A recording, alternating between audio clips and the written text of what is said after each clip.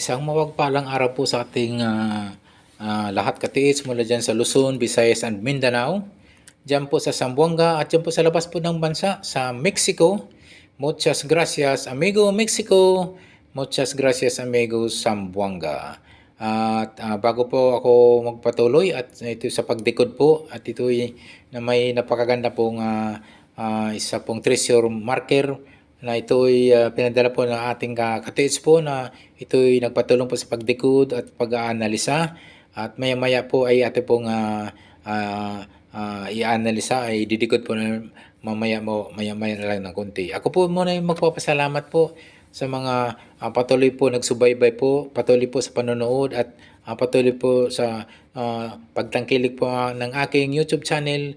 Bagamat po ito ay medyo may kaliitan pa lamang po at alam ko ito ay sa inyong tulong. Help me to grow mga katiits para lumaki po yung aking YouTube channel. At ito yung ang tema po ng aking YouTube channel ay pagdidikot, pag-analisa po ng mga treasure symbols, treasure sign, treasures markers mga katiits. Okay po, marami pong nagtatanong po sa aking comment section po at kung saan daw pwedeng ipadala, saan pwedeng isend. Pwede po niyong isend po sa aking Facebook page, Alejandro Sanchez. Naka-seed po ako doon at naka-sunglasses po ako doon. At marami po kasing kapangalan ako doon. Maraming lumalabas po na Alejandro Sanchez. At ang inyong pipiliin po doon yung naka-seed o naka-sunglasses po ako doon. Yun yung inyong pipiliin kasi nga mayroon po tayong kapangalan po. Marami po akong kapangalan na Alejandro Sanchez na lumalabas po doon sa Facebook page po mga tiits. So, inyong gagawin po, ang pipiliin nyo po doon yung naka-shade o naka-sunglasses po ko doon na Alejandro Sanchez. Pwede nyo pong ipadala o isin po yung inyong mga treasure marker, treasure sign, treasure symbols ng mga Yamasita treasure mga katiits. Okay po mga katiits, at ako po nagpapasalamat po talaga sa inyong walang sawang pagsuporta, mga bagong subscriber, mga bagong followers, at mga bagong viewers na rin mga katiits. Okay po, sana po ay tayo po ay pagpalain nawa ng Panginoong may kapal. Mga katiits po natin mula dyan sa Luzon, Visayas at Mindanao at dyan po sa labas mo ng bansa. Matubayan po na nawa tayo ng Panginoon na tayo po ay makasumpong na po ng mga treasure item po na ating po mga minimitim mga katiits. Okay po, patuloy na po tayo sa pagdidikod. Ito po ay isa pong napakaganda pong treasure marker na pinadala po ng ating katiits. Ito ay nagpapatuloy sa pagdikod at sa pag-aanalisa. Okay po, yung una po akong nakita po dito ay isa pong shell, isang clamp po na naka-ukit po, naka-engrave po sa bato mga katiits. So isa po ito sa paborito po ng mga Korean mga katiits. So ito naman po ay isang Korean po, posible po isa itong giveaways po. At ito po mayroon pang mga ibang shell po bukod po dito sa clam o tinatawag na clam shell mga katiits. So ito po ay nakaturo po naman, i-check nyo po yung area sa distansya na 1, 3, 7 hanggang 7 meters po. So, sa in-between, sa pagitan po ng west at south. So, i-try nyo po i-check po yung area na yan na hindi gaano kalayuan sa pinaka-markers mga katiits.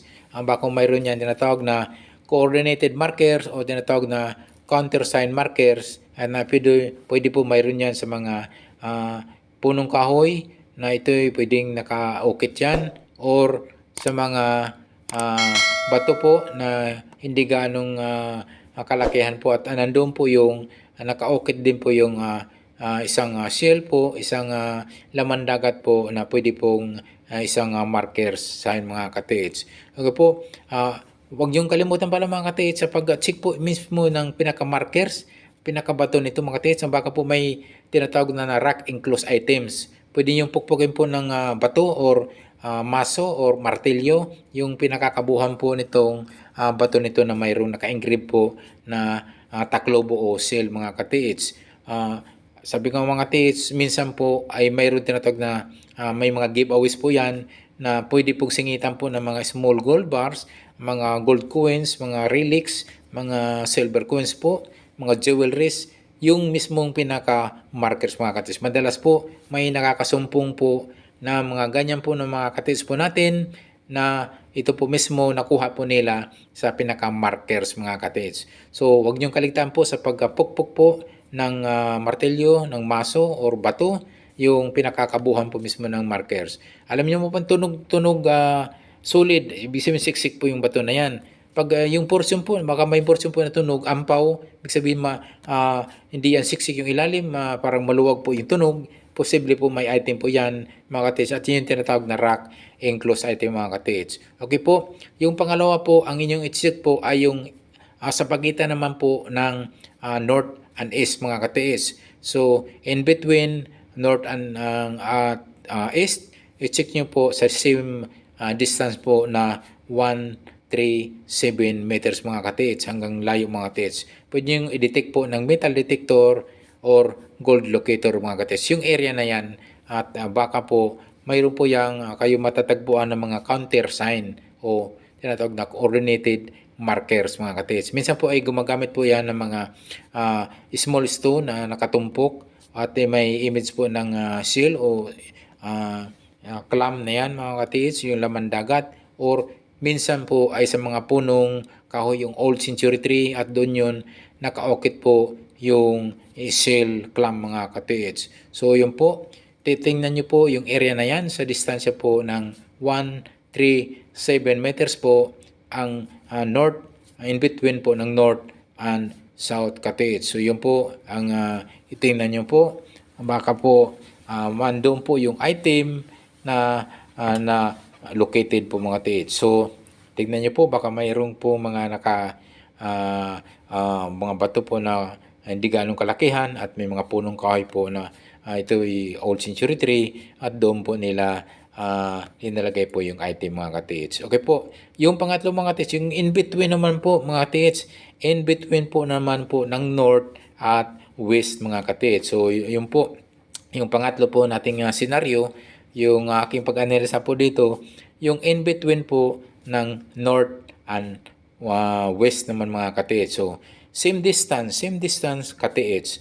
So yung 137 meters, tingnan nyo rin po yung layo na yan sa distansya po ng 3 hanggang 7 meters po sa pagitan po ng north and west mga katids. So baka po mayroon po kayo masumpungan, mayroon po kayo matatagpuan po sa distansya pong yan, 137 meters, at pwede pong mayroon yung tinatawag na counter sign or tinatawag na coordinated markers mga katids. Kasi nga minsan ginagamit po yan at mismo ay mayroon po naman tayo mga katids na mismo yung mga counter sign na mga ganyang ginagawa po nila at tinatawag nila coordinated markers, pwede po yung item doon mismo sa mga counter sign at doon mismo sa mga coordinate markers.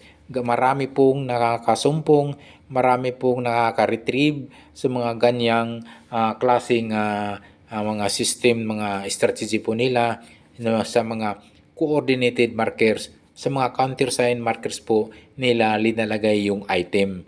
So madalas po marami pong nakakakita, nakaka-retrieve, nakakuha po ng mga katids po natin. Kaya nga tingnan nyo po yung mga countersign, tingnan nyo po yung mga coordinated markers sa paikot po. Sa paikot sa north, sa south, sa east and west mga katids. So yung apat na sulok ay inyo pong i-detect po ng treasure hunting equipment like metal detector or gold locator mga katids. So yung po mga katids, sa pagtisdig ng mga katids, pwede naman po 1 hanggang 3 hanggang 5 meters po. Pwede po sa east, pwede po sa west, pwede po sa north, pwede po sa south mga katids. So yung mga walang treasure hunting equipment na ito'y nagbabase lang po tayo sa mga image, mga pointing po sa mga arrowhead. Ganun po talaga sa mga walang treasure hunting equipment nating katids ay talaga pong tiyaga po tayo magtistig po mga katids. Okay po, isa po pong area mga katids, reverse naman po tayo.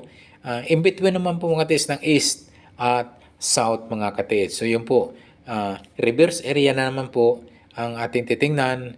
I-check nyo din po niyan mga katiits kasi nga ito pong mga treasure sign to mga katiits. Ito po ay madalas po itong mga ganitong seal ay isang Korean po. Isang Korean soldier po ang pwede pong ito'y nagbaon po ng item at ito po yung kanilang mga treasure sign and symbol mga katiits. So isang lamang dagat na taklubo o seal na ito'y naka-engrave sa bato mga katiits. So ito po isa pang area na tinutukoy po sa pagitan po ng east at south naman po mga katiits. So sa distansya, same distance po, 3 hanggang 7 meters po.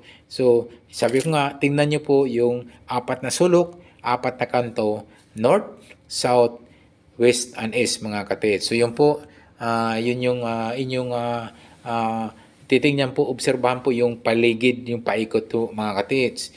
So posible po kasi yan nanandyan po sa mga counter sign, sa mga coordinated markers, yung item na roon mga katiits. Kung saan po yung mga ganyang mga yung sistema po kasi nila, may tinatawag sila na strategic system na may mga tinatawag pa nila na reverse system mga katiits. Yung mga arrow na ito yung nakapinpoint, kunyari sa north, yung item pa pala na trace ay nandun sa south. Yung pala ay yung mga pointing po ay nasa west, yung nakuhang item pala ay nandun sa east. So, mayroong mga ganyang senaryo mga katiits. So, dapat po ay medyo alam po natin yung mga sistema na yan. At sabi nga, napakalaking tulong po yung treasure hunting equipment like metal detector and gold locator mga katiits. Okay po, sabi ko nga mga katiits, dapat po mayroon po tayong treasure hunting equipment para sa quick location po ng IT mga katiits. So, uli, yung apat huwag niyong kaligtaan po yung apat na sulok, yung apat na kanto, east, west, north, and south katiits. So, yun po ay tingnan niyo po yung paikot, yung area na yan na hindi gaanong kalayuan sa distansya po ng 1, 3, 7. 1 hanggang 3 hanggang 7 meters po ang distansya po mula sa pinaka markers mga katiits. Okay, tandaan niyo po, itong markers na yan ng mga ganyang seal ay ito po ay paborito po ito ng mga Korean soldier. Pwede po itong isang giveaways po at pwede po itong mga jewelries, pwede pong mga gold coins, mga relics po, mga pwedeng tinatawag na mga silver coins po ito mga katiits. Okay po, sa distansya po ay naulit ko po 137 sa bandang east at 137 sa bandang west, as well as the north area. Ganun din po sa distansya, 137 din po ang distansya po, ang layo. At ganun din po yung opposite side po ng south ay sa 137 din po yung distansya po. So yung apat na sulok mga katiits, huwag yung kaligtaan po na i-double check, i-check po yung paikot. Pwede nyo i-detect po ng metal detector and gold locator mga katiits. So pagkatandaan yung mga katiits, ang mga ganito pong treasure sign, treasure markers ay ito po ang madalas po gumagamit nito mga katiits ay isang Korean soldier mga katiits. So ito po posible po isang Korean soldier ang nagbaon po ng item nito at yan po ang kanilang treasure sign o treasure symbols po na ginagamit po mga katiits. So ito po ay mga pwedeng relics, pwedeng jewelries, pwedeng mga valuable items po yan na ito'y kanilang binabaon dyan. Sa malapit nito sa pinaka-markers, ito yung napakagandang markers, isang legit markers po na sabi ko nga ito po ay Korean soldier po. Posible nagbaon kasi nga ito ay laman dagat po ang ginagamit. Kasi marami pong nakasumpong na laman dagat po ang ganito pong mga treasure sign ay ito'y Korean soldier po ang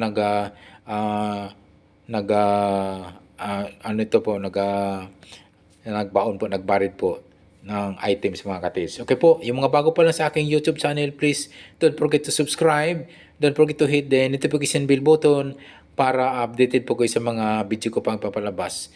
Maraming salamat po sa inyo at ito yung nagpadala po ng pinakamagandang treasure marker sign.